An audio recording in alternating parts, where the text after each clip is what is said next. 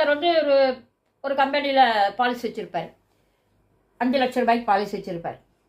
இன்னொரு கம்பெனியில் ஒரு 4 லட்ச ரூபாய்க்கு பாலிசி வச்சுருப்பார். ஏதாவது ஒரு இன்சூரன்ஸ் கம்பெனியில் போய் இன்சூரன்ஸ் கம்பெனி கார்டை கொடுத்து ட்ரீட்மெண்ட் எடுத்துப்பார். அந்த இன்சூரன்ஸில் அவர் எடுத்திருக்கிற அந்த இன்சூரன்ஸ் வேலிடிட்டியை விட கொஞ்சம் கூட வருதுன்னு வச்சுக்கோங்க, ஒரு 50,000 ரூபா 60,000 ரூபா கூட வருது அப்படின்னா இன்னொரு பாலிசி வச்சுருக்காரு இல்லையா, அந்த இன்சூரன்ஸ் கம்பெனிக்கு அதை இது பண்ணி மாற்றிக்கலாம். இவர் கையை விட்டு கட்ட வேண்டிய ஒரு அவசியம் கிடையாது. அதுதான் சொல்லியிருக்காங்க. அந்த இன்சூரன்ஸ் கம்பெனி வந்து ஒருத்தருக்கு அதை வந்து இது பண்ணிக்கணும், ஃபுல்ஃபில் பண்ணிக்கணும்.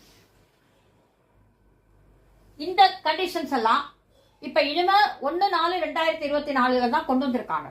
அப்போ 1/4/2024 அப்புறம் எடுத்தாதான் இந்த கண்டிஷன்ஸ்லாம் அப்ளிகபிள் ஆகுமா, இல்லை ஏற்கனவே எடுத்த பாலிசிக்கும் இது வந்து அப்ளிகபிள் உண்டா அப்படின்னு, ஏற்கனவே எடுத்த பாலிசிக்கும் இது வந்து அப்ளிகபிள் உண்டு. அவங்களுக்கு இந்த வெயிட்டிங் பீரியடு எல்லா ஃபெசிலிட்டியும் உண்டு. அதுக்கப்புறம் ரிவார்ட் டு பி கிவன் கொடுக்குறாங்க. அதுதான் இப்போ ஏற்கனவே ஆல்ரெடி நோ கிளைம் போனஸ் அப்படின்னு சொல்லி எல்லா கஸ்டமருக்கும் கொடுக்குறாங்க. அதனால அது வந்து ஒன்றும் புதுசு இல்லை. என்சிபின்னு சொல்லி நம்ம இப்போ 5 லட்சம்னா 10%, 5% பாலிசிக்கு தகுந்த மாதிரி உங்களுக்கு வந்து நோ கிளைம் போனஸ்ன்னு இருக்கும். அது வந்து ஆட் ஆகும். அதாவது பணம் ஒன்றும் கொடுக்க மாட்டாங்க.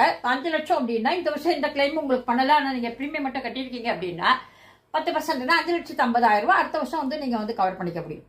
அந்த மாதிரியான டிஸ்கவுண்ட்டு ரிவார்டு எல்லாம் வந்து அது ஏற்கனவே இருந்துட்டுருக்கு.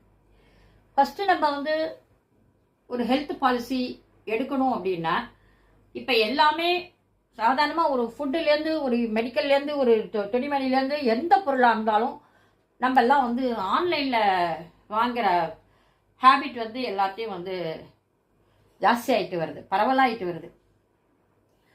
அப்புறம் கம்பெனிஸ்லாம் இன்சூரன்ஸ் கம்பெனிஸ்லாம் வேறு என்ன கொடுக்குறாங்க அப்படின்னா, ஆன்லைனில் நீங்கள் வாங்கினீங்கன்னா இவ்வளோ % டிஸ்கவுண்ட் உங்களுக்கு அப்படின்னு சொல்லி கொடுக்குறாங்க.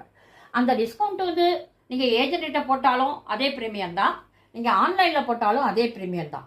எப்படி அவங்க டிஸ்கவுண்ட் கொடுக்குறாங்க அப்படின்னா, இந்த ஏஜென்ட் வந்து உங்கள்கிட்ட கேட்கும்போது நீங்கள் கட்டுற ப்ரீமியத்தில் ஒரு சர்டன் அமௌண்ட் வந்து அவருக்கு வந்து கமிஷனாக இன்சூரன்ஸ் கம்பெனி கொடுக்குது.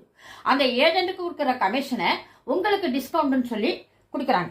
இந்த மாதிரி நீங்கள் ஆன்லைனில் எடுக்கும்போது உங்களுக்கு திடீர்னு ஏதாவது ஒரு எமர்ஜென்சி ஏற்படுது, எந்த ஆஸ்பத்திரிக்கு போகிறது என்ன பண்ணுறது அப்படின்னு நீங்கள் அதில் வந்து ஒரு டோல் ஃப்ரீ நம்பர்னு ஒன்று கொடுத்துருவாங்க பாலிசியில். அதை நீங்கள் டோல் ஃப்ரீ நம்பரை கான்டாக்ட் பண்ணால் யாரும் அங்கே வந்து ஆன்சர் வந்து பண்ணுவாங்க. ஆனால் அந்த அளவுக்கு இந்த ஏஜென்ட் பண்ணுற அளவுக்கு உங்களுக்கு இருக்குமா அப்படிங்கிறது வந்து உங்களுக்கு வந்து சர்வீஸ் அந்த அளவுக்கு